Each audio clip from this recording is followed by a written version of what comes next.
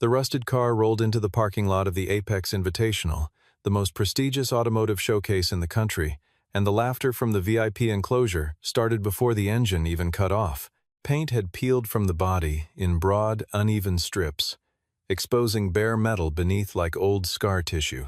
A crack ran diagonally across the windshield from the lower left corner to the upper right. The rear license plate hung at an angle, held by a single trembling bolt.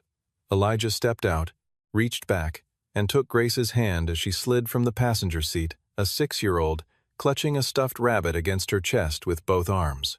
He walked forward without hesitation.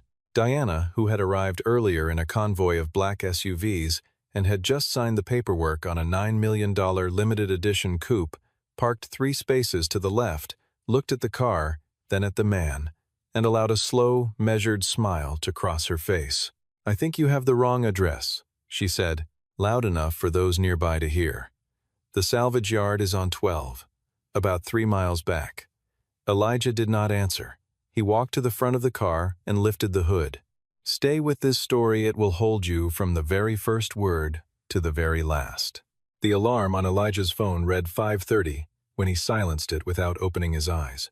The apartment was small, 2 bedrooms on the outer edge of Detroit's western suburbs, and before he was fully awake, he could hear the refrigerator cycling in the kitchen and, through the thin walls, the distant early morning freight line 3 blocks east. He pressed his palms to his knees and stood.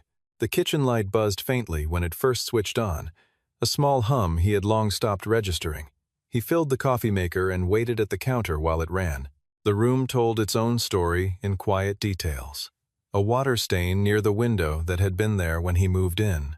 A kitchen table steadied with a folded piece of cardboard under one leg. A row of bills in a plastic folder with edges aligned. But Grace's corner of the table was entirely her own. Drawings tacked to the wall in neat rows, no overlap, every single one showing the same 2 figures, tall and small, doing ordinary things together. Walking somewhere. Standing beside a car. Sitting at a table. He looked at those drawings while the coffee brewed. Grace appeared in the doorway barefoot, biscuit tucked under one arm, her hair still pressed flat on one side from the pillow. She crossed the kitchen and wrapped both arms around his leg without a word, the way she did most mornings, confirming he was still there before the day could begin. "Are we going to the place with the pretty cars today?" she asked, her voice still softened with sleep. He put his hand on the back of her head. "Pretty or not, we're about to find out." She considered this with the solemn focus of someone processing a philosophical position, nodded, and went to find her shoes. Elijah was 31, a number that felt neither old nor young on a morning like this one. He had worked for 9 years as a senior powertrain engineer at Meridian Components, a mid-sized automotive supplier east of Detroit, until the company was acquired and restructured, and his position, along with 400 others, was eliminated. The termination letter arrived in March, 3 months and 11 days after the Sunday night in December, when his wife Emily had been killed by a drunk driver on her way home from her mother's house. Grace had been 3 years old. He did not come apart in any visible way. He sold the house, moved into the apartment with his daughter, and took contract work, consulting, specification reviews, freelance mechanical assessments enough to keep them fed and the heat running. And every night, when Grace was asleep, he went to the single-car garage behind the building, not to repair vehicles for money, to build something from nothing, something that had begun as grief wearing the shape of motion and, over 3 years, had become the most demanding, technical work of his life. He called it Emily's thing. Not for sentiment alone, though there was that too, but because the first sketch had been drawn the night of the funeral, when he needed somewhere to put his hands and the only answer available was a pencil and a blank page. He had started with a principle that had lived in his mind for years.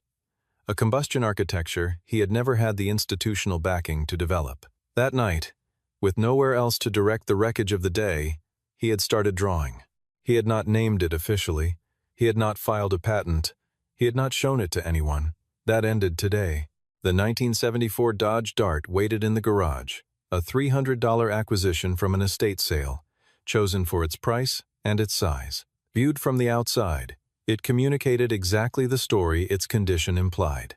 Oxidized paint in uneven patches, a dented passenger door, the driver's mirror held in place with a length of wire, the rear seat upholstery torn at the seam, 50 years of neglect had left their mark on every surface. But when Elijah turned the key and the engine caught, the sound coming from beneath that hood bore no relationship to the exterior above it. It was not the ragged noise of a neglected machine. It was measured, layered, quiet in a way that required engineering rather than accident, with a low harmonic beneath the idle that traveled through the floor and could not be explained by any factory configuration that left Detroit in 1974. Grace clapped. "Biscuit likes Daddy's car sound." "I know she does." He put it in gear. 3 years of nights. 3 years of notebooks, filled in pencil, of components sourced at liquidation auctions and machined by hand between midnight and 4 in the morning. Whatever sat beneath that battered hood, Elijah had built it alone. No collaborators, no laboratory, no institutional backing. He had designed it not to sell and not to impress. He had designed it because he needed to know that the engineer Emily had believed in was still there. The Dodge moved through the pre-dawn streets, heading east. Behind its cracked windshield, Elijah drove in silence. The Detroit Convention Center had been remade for the occasion. Banners for the Apex Invitational hung from the light standards along the approach road dark navy, with silver lettering, the kind of visual language that communicated exclusivity without needing to announce it. The outdoor competition area occupied the east lot, half an acre of freshly painted asphalt, where entries for the innovative powertrain design category would be displayed and judged. The indoor space held a VIP hospitality lounge and a curated showroom where 3 prototype vehicles from major manufacturers occupied velvet-roped platforms under purpose-built lighting. The competition vehicles were precisely what the occasion demanded. A modified Lamborghini chassis with an electrified drivetrain ran on a separate circuit loop at the lot's far edge. A Tesla prototype with a custom battery architecture sat behind a branded display manned by 3 engineers in matching jackets. A BMW concept engine had been sectioned and mounted on a display stand, all its internals visible and labeled in laser-cut acrylic. Every vehicle in the competition area had staff. Every vehicle had printed technical specifications on premium materials. Every vehicle looked like it belonged to an organization with a real budget behind it. Elijah pulled the Dodge into the registration line. The security attendant looked at the car, checked the registration paperwork, looked at the car again, then back at the paperwork, and waved him through without expression. Grace pressed her face to the window, watching the rows of polished metal pass. "Daddy," she said, "is our car as pretty as those?" "Different kind of pretty," he said. The parking marshal directed him to spot 14. Elijah parked, got out, unbuckled Grace, and set her on her feet. She stood with Biscuit tucked under her arm and studied the event with the wide, untroubled attention of a child who had not yet learned to be intimidated by scale. Diana arrived at 9:15 in a 3-vehicle convoy of black SUVs. She stepped out of the center vehicle with the economical motion of someone for whom that action required no thought. She was 32, the CEO of Vance Automotive, which she had built from a regional parts distributor into a Fortune 100 enterprise through strategic acquisitions, design innovation, and a specific talent for identifying what was undervalued before anyone else noticed. She wore a dark blazer over a simple shirt, hair pulled back at the nape, no visible jewelry. She did not dress for impact. She did not need to. There was something in her bearing that people registered before she said a word. Charlotte fell in beside her, tablet already open, relaying the day's schedule in a low, efficient voice. Carter, Marcus Carter, Vance's Director of Research and Development, a man whose title had expanded along with the company over the past 4 years, moved to her other side, walking through the quarterly R&D budget in terms that implied the conclusion he wanted her to reach. Carter noticed the Dodge before Diana did. He stopped mid-sentence, looked at the vehicle, looked at Elijah standing beside it, and then looked at Diana. "What is that?" he said. "They're letting something like that into the competition area." Diana turned. She saw the car. She saw the man beside it, in the process of lifting his small daughter onto the hood so she could see the event more clearly. She assessed the vehicle in a single, comprehensive glance, the kind that processed condition and social standing simultaneously. She looked at Elijah with the detached amusement of someone who had encountered something that did not quite fit the context and found it mildly notable. "I think you may have the wrong address," she said, her voice carrying the short distance between them. "The salvage yard is on 12, about 3 miles back." There were people within range to hear it. A few of the technical staff near the adjacent booths caught the remark and responded with brief, involuntary laughter, the kind that arrives without decision before a person can determine whether it's warranted. Elijah turned and looked at her, not with anger, not with embarrassment. He looked at her the way a person looks at weather, noting it, finding it neither surprising nor significant. "Thank you," he said, "but I'm where I need to be." He turned back to Grace, lifted her from the hood, and set her on the ground. Grace looked at the woman across the parking space with the candid assessment of a 6-year-old sizing up a stranger, then returned her attention to Biscuit. Carter moved to the registration table with the confidence of a man who expected his presence to accomplish things. He approached the organizer's desk and, with the practiced ease of someone who assumed his suggestions would be honored, requested a review of Elijah's entry credentials, suggesting that the vehicle might not meet the technical threshold for the primary competition category. Sebastian Howell, the event's chief judge, a compact, silver-haired engineer who had spent 30 years in competitive motorsport before crossing into certification and academic work, picked up Elijah's registration file and read through it. Entry category: Innovative Powertrain Design, the highest technical classification on the card, the largest prize. Carter made a sound that communicated skepticism without forming it into a sentence. Powertrain innovation from a 50-year-old frame. Is he serious? Sebastian closed the file, pressed his stamp to the approval line, and slid it back to the clerk. "The process is the process," he said. Elijah opened the hood to begin his setup. He had his back to the crowd, adjusting a connection near the fuel delivery manifold, when Sebastian walked past on his way to the next registration table. The judge was not trying to look, but the angle made looking unavoidable. He slowed, just slightly. He moved on, reached the walkway beyond, stopped, and wrote something in the margin of the clipboard he carried. A small notation, nothing more, but he had stopped. While Elijah worked through his setup checklist with the efficiency of a man who had rehearsed the sequence dozens of times in an empty garage, Grace had settled into the small fold-out camp chair from the back seat and opened her drawing supplies. She was working with the focused concentration of someone who had a specific vision and intended to honor it. She was drawing the Dodge, but in her version, the car had wings broad, curving ones that emerged from the rear panels and swept upward at the tips.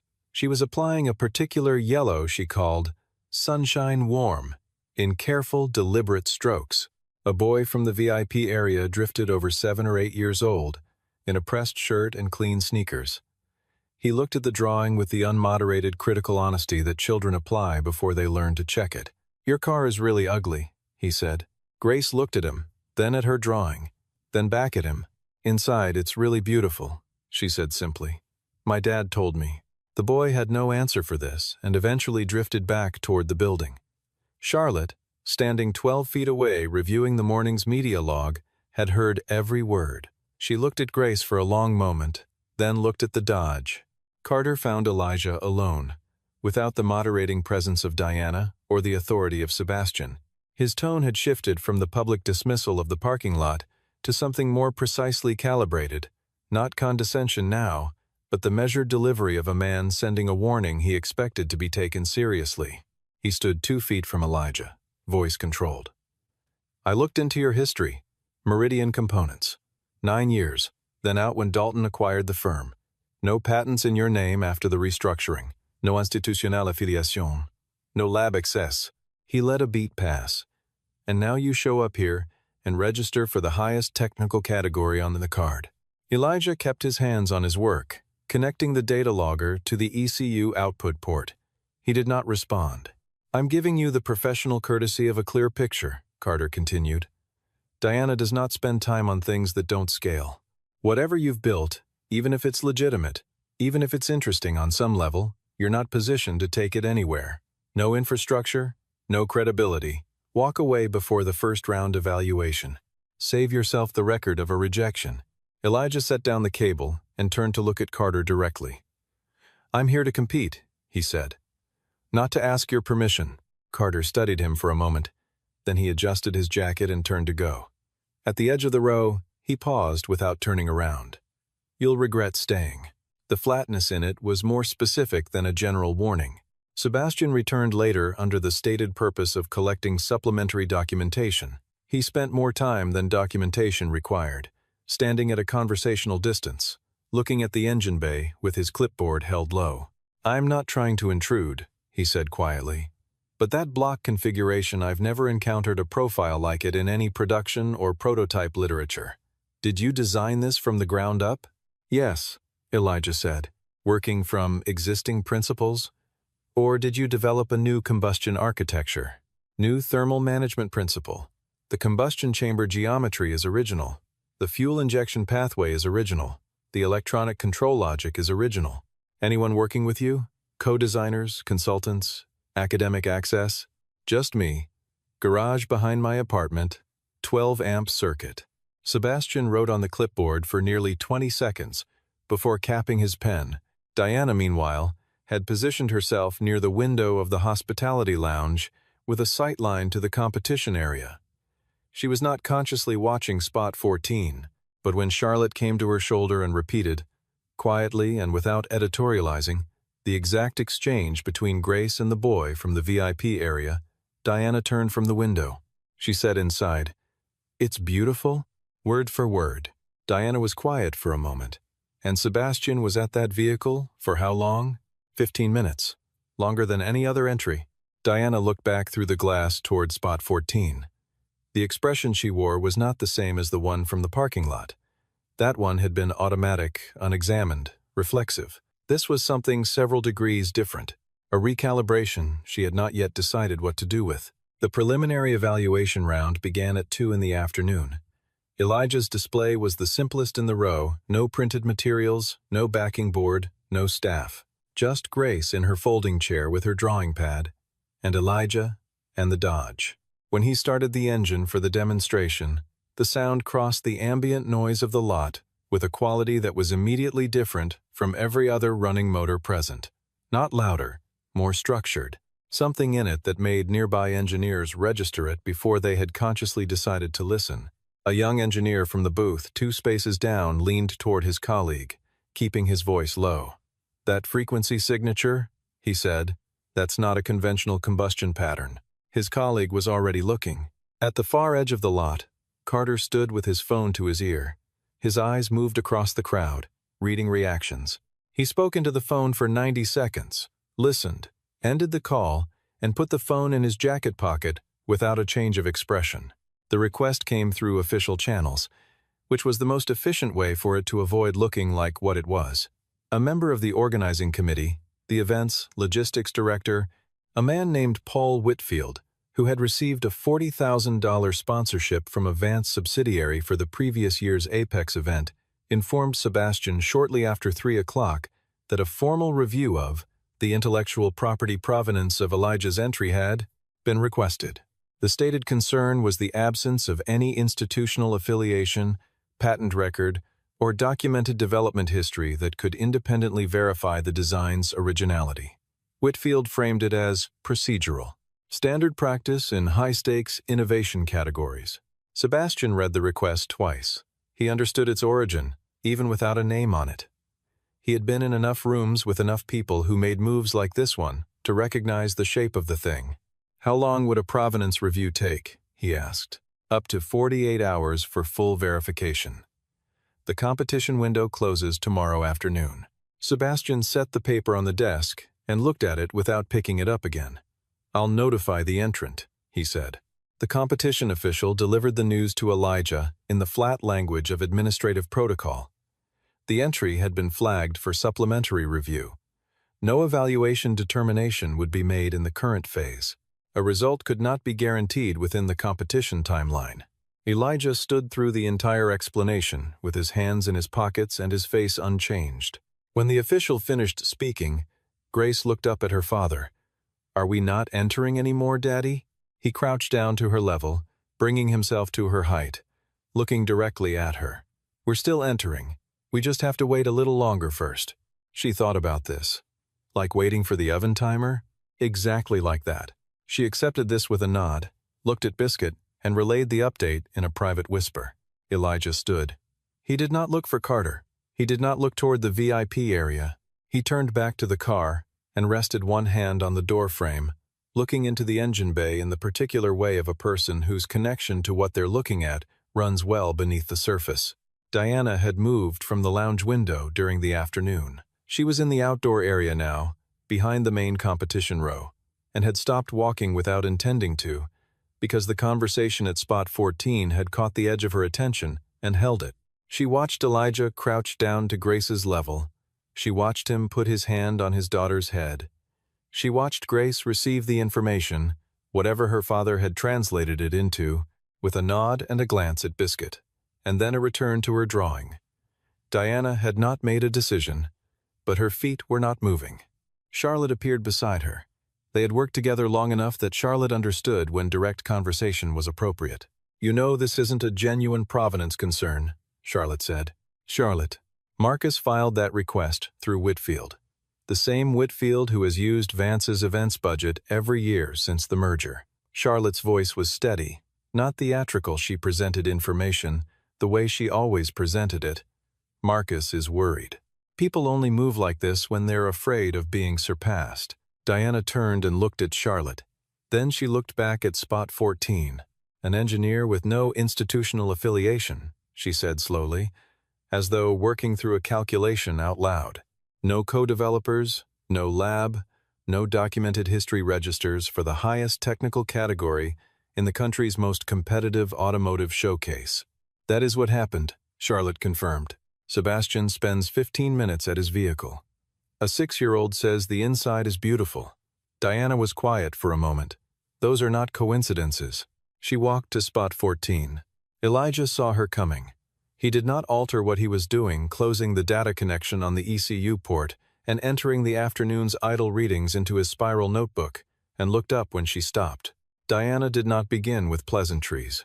"Tell me the truth. That engine, did you design it yourself? From the first line to the last connection. No institutional support. No lab. Garage behind my apartment. 3 years of nights. Why didn't you file a patent? Approach investors? You had to know what you had." Elijah looked at her steadily. "Filing a patent cost money I didn't have. Approaching investors takes time I was spending on Grace." He paused. "And after my wife died, I didn't build this to sell it. I built it to finish it. Your wife, Emily, she died 4 years ago. This is what I made after." He had not said it to move her. He said it because she had asked a direct question, and it deserved a direct answer. There was no performance around it. It landed exactly as it was, the plain weight of a fact. Diana looked at him without speaking for several seconds. "I want to see the engine," she said. "Show me you're cleared to compete, and I'll show you everything. Then I'll make sure that happens." She turned and nearly walked into Carter, who had materialized behind her without being invited. His face did something complicated when he saw the two of them in direct, private conversation beside the Dodge, without Charlotte, without briefing materials, without any of the channels he had been carefully managing. The sight of it landed on him like something physical. He said nothing. He looked at both of them. Then he turned and walked toward the committee tables without a word. Sebastian Howell was not a man who acted on impulse, but he was equally not a man who waited when he believed waiting was the wrong choice. He had been reviewing the technical documentation Elijah submitted with his initial registration since early afternoon, 47 pages of hand-drawn schematics, annotated calculations, and test log records that had been scanned in sections and uploaded to the competition portal. Most entrants submitted 2 to 4 pages. 47 pages of hand-drawn technical documentation was not a standard submission. It was a record of a different order. He found Diana in the covered walkway adjacent to the hospitality lounge, placed the printed file in her hands, and told her he needed 5 minutes of her attention. She read standing up, on her feet, without sitting down, turning pages at the pace of someone who processes technical material in its actual language. Her expression changed around page 6. By page 11, she had stopped turning pages and was reading a single spread with the concentrated attention she gave to acquisition agreements. She looked up at Sebastian. He wrote all of this himself, every line. I cross-referenced the design principles against the public patent database, the academic literature, and the proprietary technical archives I have access to through the certification body. There is no prior art matching this architecture anywhere in the record. This is an original design, and the provenance hold is procedurally valid and substantively baseless. He said it without theatrical weight, the tone of a man reporting a fact. If that hold delays evaluation beyond the competition window, this entry will receive no recognition for what it has genuinely earned. Diana closed the file. I want to see the engine. Right now. The small crowd that moved across the lot toward spot 14 had the unplanned quality of something that had assembled itself. Diana walked ahead. Sebastian came with her. Two panel judges who had been speaking with Sebastian when Diana found him followed without being asked. Engineers from a sponsored exhibit nearby, who had been tracking the social dynamics of the afternoon with professional curiosity, moved in the same direction. Carter followed too, walking with purpose, until Charlotte stepped in front of him at the row entrance and matched his pace without speaking, not giving ground. Elijah watched them come. He was standing beside the driver's door, one hand on the roof, Grace beside him with Biscuit. She watched the growing crowd with the same wide, unhurried attention she had given every other development of the afternoon. Diana stopped in front of the car. She looked at it differently now than she had that morning, not as an object with a social meaning, but as a container for something she had just read 47 pages about. Her eyes moved from the body panels to the hood line to the seam of the engine bay. "Will you show me?" she asked. Elijah moved to the front of the car. His hand found the hood release. He paused there not for the crowd, not for drama, but because this was a threshold he had not crossed in any public way before.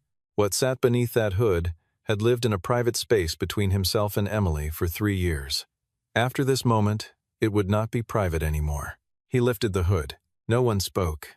The engine that occupied the bay bore no relationship to the exterior surrounding it. Where the car communicated age and abandonment, the mechanical architecture beneath the hood communicated intention, precise, unhurried, deliberate intention.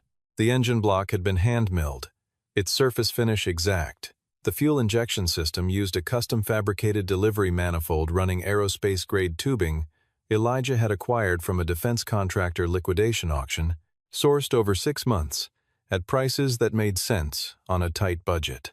The combustion chamber geometry was unlike anything produced by any major manufacturer, a specific angled configuration designed to reduce thermal losses during the combustion cycle by 38% compared to a standard, reciprocating design.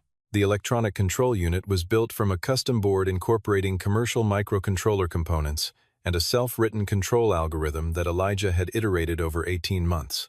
The entire assembly weighed 22% less than a comparable factory engine producing equivalent output. The silence held for several seconds before the first voice broke it. "Is that thermal barrier coating on the pistons?" An engineer near the front of the crowd stepped closer, not affiliated with any competing team, just a man who recognized what he was looking at. "You applied that by hand?" "Plasma spray process," Elijah said. "I built a small rig for it. Took 4 months to get the bond consistency right. And this injection pathway, you're not running common rail architecture at all." "No. I bypassed the pressure accumulator entirely. Direct electronic metering per cylinder. Adaptive timing. The ECU recalculates injection duration every 17 milliseconds based on real-time thermal sensor input." A second engineer turned to the person beside him. "That eliminates most of the pressure variance that degrades efficiency under variable load conditions," he said, quietly, to himself as much as to anyone else. Diana had not moved. She stood at the center of the semicircle that had formed, looking at the engine with an expression that was not readable in a single word. She looked at it the way she looked at things she understood deeply, not with surprise, but with recognition. "Real-world performance numbers?" she asked. 285 horsepower from 2.1 liters displacement. Fuel consumption 41% below comparable output engines. In standardized testing conditions. 200 hours of continuous run log data.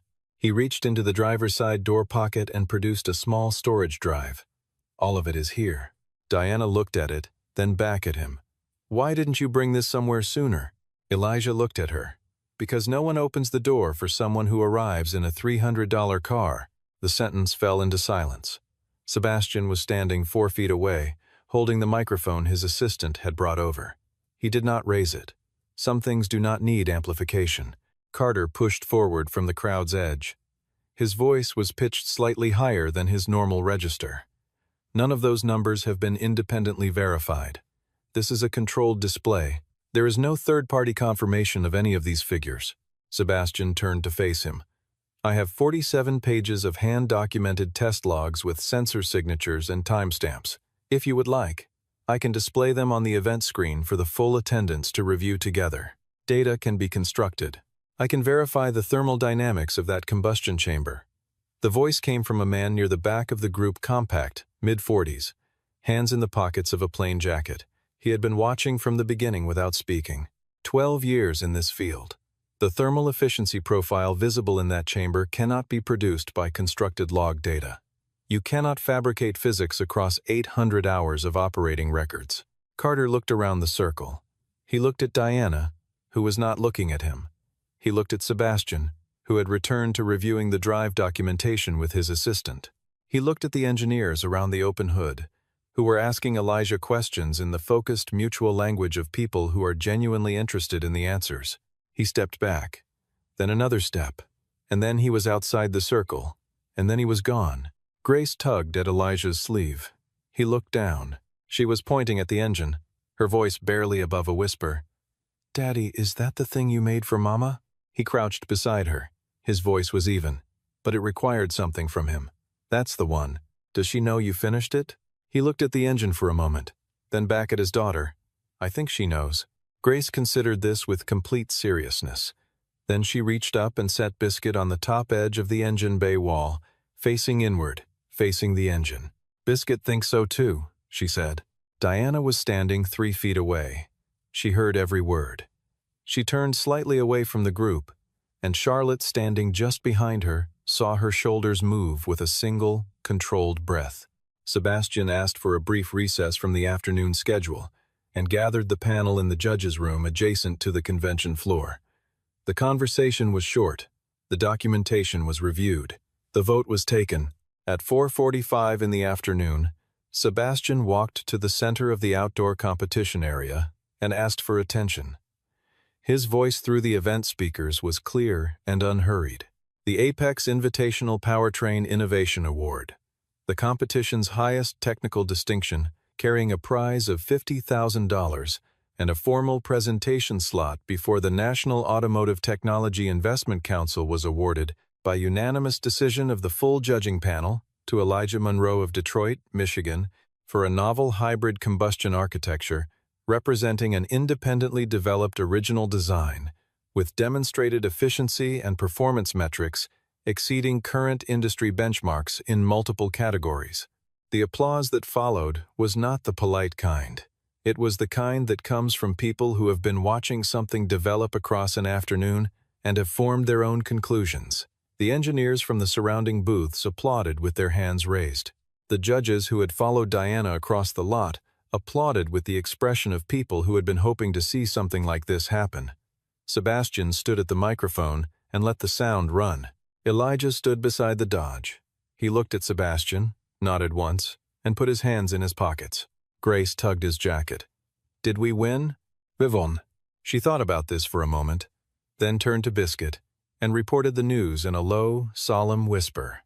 The crowd around the display thinned slowly, redistributing into clusters of engineers and judges who wanted to ask questions and look closer and have the kind of conversation that had been unavailable to Elijah for 3 years because he'd had no context in which to have it. He answered every question with the same patient precision he had applied to the log data. He was not performing modesty. He was being accurate. Diana let the crowd thin before she walked over. She came alone, no Charlotte, no event staff, no framework that would make the conversation into a professional transaction before she wanted it to be one. She stopped in front of Elijah at a normal conversational distance. Her posture was not the same as it had been at 9 in the morning. She was still entirely composed, still precisely herself, but there was something in the set of her shoulders that had shifted. A small thing, but visible. "I owe you an apology," she said. "What I said this morning about the salvage yard, that was careless. Elijah looked at her for a moment. You said what you saw. I said what I assumed. Those are different things, and the assumption was wrong. She said it without building anything around it. No self-justification, no architectural defense, just the fact. Elijah nodded. He did not offer "it's fine" or "don't worry about it." He received the apology as what it was, a real acknowledgement, and that, in its own way, was the more respectful response. It treated what she had said as worth taking seriously. A beat passed. "I'd like to talk about what comes next," Diana said. "For the engine. If you're open to it, I'm open to a conversation. Vance has manufacturing infrastructure, distribution capacity, and the R&D integration to take a design from prototype to production in 36 months. We also have the legal resources to establish your patent position before any commercial arrangement begins. You would own what you built. That is not negotiable from my side." Elijah was quiet for a moment. "I have conditions." "Tell me." He looked at her directly. "Grace is not affected by any agreement. Any schedule I take on does not change what she needs from me. She comes first. Any arrangement that makes that harder ends before it starts." "Agreed. I want a co-development position, not a sale. If this technology generates licensing revenue, I participate in it as a partner. I can structure that. I need to be in the room on technical decisions, not advisory capacity. In the room, with a deciding voice." "Done." Elijah held her gaze. He read her face not for the surface but for the weight beneath it. And what he found there was not salesmanship. It was the same directness she had brought to her apology, undecorated, just present. "I'll need my own counsel to review any agreement before I sign." "I would think less of you if you didn't," Diana said. Something shifted in the space between them. Not warmth. Exactly, it was too early for warmth between these two people. But the beginning of a working respect, which in practical terms was worth considerably more. Grace appeared beside her father's leg, looking up at Diana with the deliberate assessment of a child running her own evaluation. Diana crouched down, all the way down, level with Grace's eyes. "Hi," she said. "Hi, I'm Grace, and this is Biscuit." "Hello, Biscuit." Diana addressed the rabbit with complete seriousness. Then, "I want to apologize for laughing at your dad's car this morning." Grace studied her with care. "Daddy says the outside doesn't matter. The inside is the real part." "He's right," Diana said. "I know," said Grace, in the tone of someone confirming a fact already well understood. Diana rose and looked at Elijah. He was watching his daughter with the closest thing to an unguarded expression he had allowed himself all day. "She's right," Diana said. "I know," he said. The professional consequences for Carter were processed without ceremony later that afternoon. Sebastian delivered the summary in 4 sentences. The request submitted through the event's logistics channel had been reviewed and found to constitute an improper interference in the evaluation process in violation of the competition's conflict of interest protocols. Carter's honorary judging credential was revoked immediately. He was requested not to attend future Apex events in any official capacity. The decision was final. Carter received this without responding. He gathered his bag from the table where he had been sitting, crossed the convention floor, and walked out through the main exit. The door swung shut behind him, with the ordinary sound of a door closing. Nothing about it was dramatic. That was the appropriate sound for the occasion.